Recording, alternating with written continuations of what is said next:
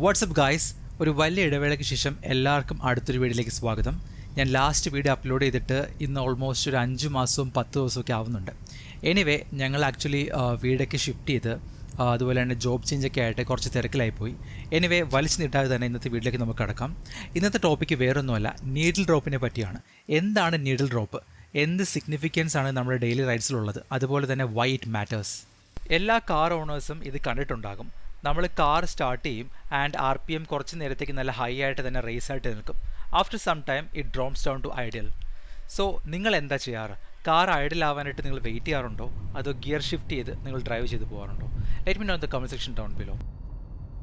അപ്പോൾ car idle ആവാനായിട്ട് നമ്മൾ വെയിറ്റ് ചെയ്യുന്ന ആ മൊമെൻറ്റിനെയാണ് എല്ലാവരും ഈ വെയിറ്റ് ഫോർ നീഡിൽ ഡ്രോപ്പ് എന്നൊക്കെ പറയുന്നത്. And it is really important than you actually think.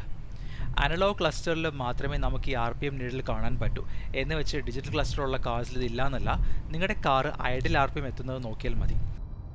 നമ്മൾ എസ്പെഷ്യലി മോർണിംഗ് കാർ സ്റ്റാർട്ട് ചെയ്യുമ്പോൾ, അതായത് കോൾഡ് എൻജിൻ നമ്മൾ സ്റ്റാർട്ട് ചെയ്യുമ്പോൾ the RPM will stay higher around 1200 1500 RPM ഒക്കെ. Then it slowly drops down to idle RPM, അതായത് ഒരു 700-900 range. ഈ ഒരു 10 to 20 സെക്കൻഡാണ് it's really needed for engine. ഈ ടൈമിൽ എന്താ നടക്കുന്നത് വെച്ചാൽ, സിമ്പിളായിട്ട് പറഞ്ഞാൽ എൻജിൻ വാമപ്പ് ആവുന്നു, അതുപോലെ തന്നെ ഓയിൽസ് എല്ലായിടത്തേക്കും സർക്കുലേറ്റ് ചെയ്യുന്നു, ആൻഡ് ഓൾസോ സെൻസേഴ്സ് എല്ലാം നല്ല രീതിയിൽ കാലിബ്രേറ്റ് ആവുന്നു. ഇത് ജസ്റ്റ് ഒരു വെയിറ്റിംഗ് ഹാബിറ്റായിട്ട് ആരും കൂട്ടരുത്, but it's a crucial thing for a engine in long term health. Cold start ആകുമ്പോൾ യൂഷ്വലി ഓയിൽസൊക്കെ നല്ല തിക്കായിട്ടാകും ഉണ്ടാവുക. ഐഡിലാവാൻ വേണ്ടി നമ്മൾ വെയിറ്റ് ചെയ്യുമ്പോൾ ഓയിൽ അതിൻ്റെ റെഗുലർ കൺസിസ്റ്റൻസി എത്തും. അതുപോലെ തന്നെ സെൻസേഴ്സ്, ECU ഇതിനൊക്കെ കുറച്ച് സെക്കൻഡ്സ് വേണം ഒന്ന് സ്റ്റെബിലൈസ് ആവാനും കാലിബ്രേറ്റ് ആവാനൊക്കെ. സ്റ്റാർട്ട് ആക്കിയ ഉടനെ തന്നെ ലോഡ് കൊടുത്താൽ ലോങ് ടേമിൽ എൻജിൻ മൗഡ്സ് ഒക്കെ നമുക്ക് ഡാമേജ് ആവാനുള്ള ചാൻസ് വളരെ കൂടുതലാണ്. ഷോർട്ടായിട്ട് പറഞ്ഞാൽ, ഐഡിലാവാൻ വെയിറ്റ് ചെയ്താൽ ബെറ്റർ എൻജിൻ ലൈഫും സ്മൂത്തർ റൈഡും നമുക്ക് ലോങ് ടേമിൽ എപ്പോഴും കിട്ടുന്നതായിരിക്കും. നമ്മളെല്ലാവരും ഒരു ധൃതിയിലാണ്. ആർക്കും ഇങ്ങനെ 10 to 20 സെക്കൻഡെല്ലാം കാർ ഓൺ ചെയ്തിട്ട് നിൽക്കാനുള്ള ടൈമൊന്നും ആർക്കും ഇല്ല. ബട്ട് ഇങ്ങനെ ചെയ്യുന്നത് കൊണ്ട് നേരത്തെ ഉണ്ടാവാനുള്ള എൻജിൻ പണിയൊക്കെ നമുക്ക് ഇല്ലാതാക്കാൻ പറ്റും. ഒരു ബെറ്റർ ഫ്യൂൽ കൺസപ്ഷൻ എക്സെപ്റ്റ് ചെയ്യാൻ പറ്റും.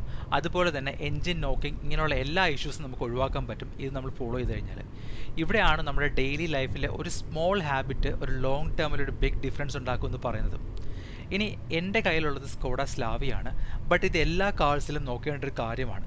ബട്ട് സ്പെസിഫിക് ആയിട്ട് സ്കോഡ വോക്സ്വാഗൻ കാർസിൽ, എസ്പെഷ്യലി ജർമ്മൻ കാർസിൽ ഇതിൻ്റെ സിഗ്നിഫിക്കൻസ് ഞാൻ എന്താണെന്ന് പറഞ്ഞുതരാം.